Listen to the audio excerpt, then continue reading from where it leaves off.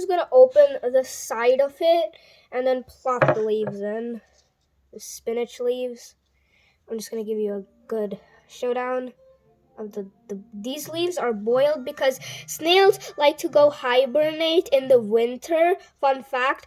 And this type of snail is called an Asian tramp snail. These snails tend to hibernate till spring, even though it reaches summer.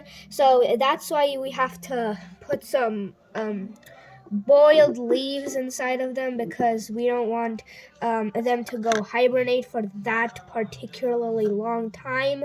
So we tend to just keep warm things to give them heat, because now you might be thinking, just get a heater, dummy. You see, my parents, they're not gonna get me a heater for a tiny snail, because they're picky, obviously.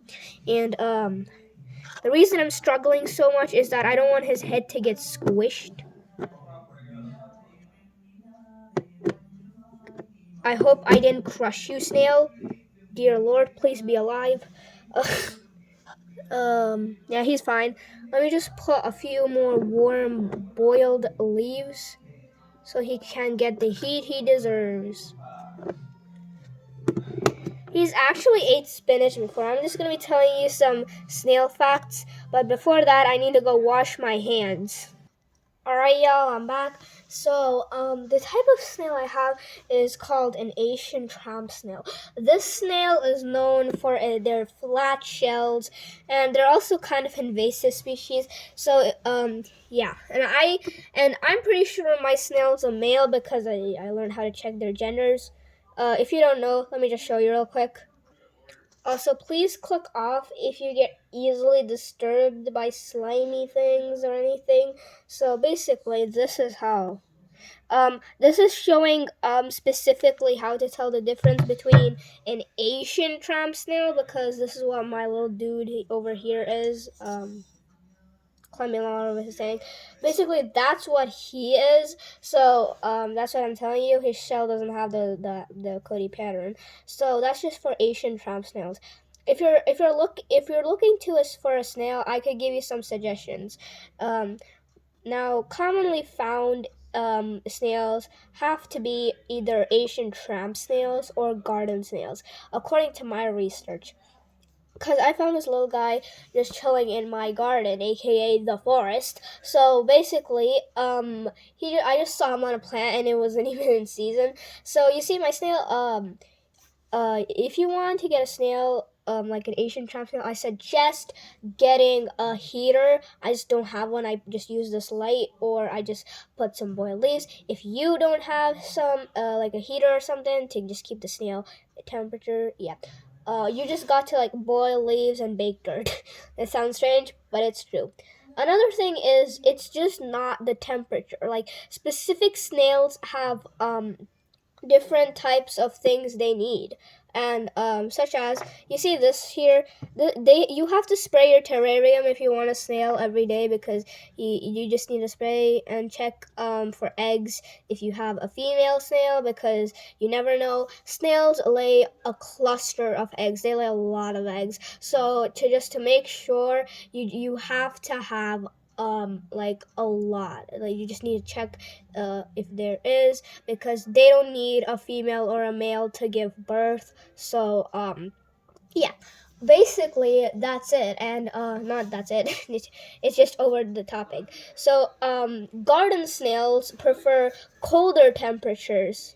They prefer 15 to 25 degrees. They're mostly found in rainy seasons, of course they are. But this type of snail is found in like warm seasons, so you have to keep their terrarium warm, like you're keeping a reptile or something. But that's basically what is for Asian tramp snails. They're preferably common, and yeah. So basically, for these snails, you just have to have a significant temperature. They can survive without their temperature, but it's just better for them because they don't have to suffer through the thing, or they're just gonna stay in their shell and hibernate. And yeah, taking care of snails is one of the easiest thing ever. Some snails can either be most snails are just partially deaf. So that's it. So another thing is, if you're gonna get a snail in their terrarium, you need to have Cuttlebone to keep their shells strong. And if you're making a terrarium, you have to have air vents in it, and moss can be really nice for them, and it looks very pretty.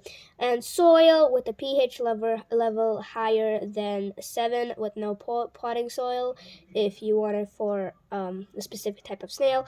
And bark home for sleep and exploring, sticks for climbing, and a lot of veggies to eat, such as mushrooms, cucumbers, spinach, lettuce, bell peppers to fight off parasites, and spray bottle to keep them moist, And daily snail care is basically you have to mist their tank morning and night, replace food from day before, check for eggs. Weekly snail care is clean their terrarium, check for eggs, replace dead plants, dampen soil a little more, don't drown it, replace anything moldy.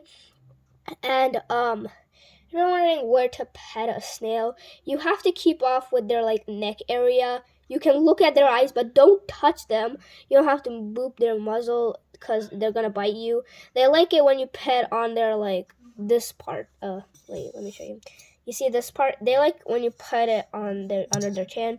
They don't like it when they like just petting on their shell. It's really nice to them, and yeah.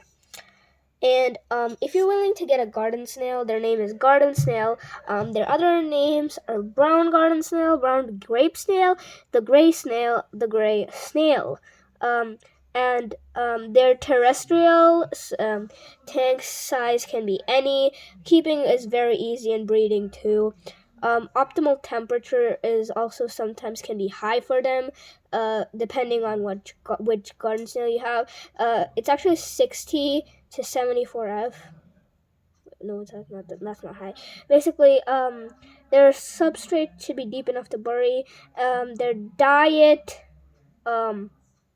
they're just a herbivore, and they can live up to 5 years, and they can go brown to gray.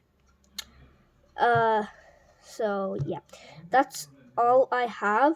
Another thing is that you see, snails have particular foods. Obviously, basically they can't eat any baked goods. They just mostly eat vegetables and fruits. They can eat strawberries and stuff. So that's all I have.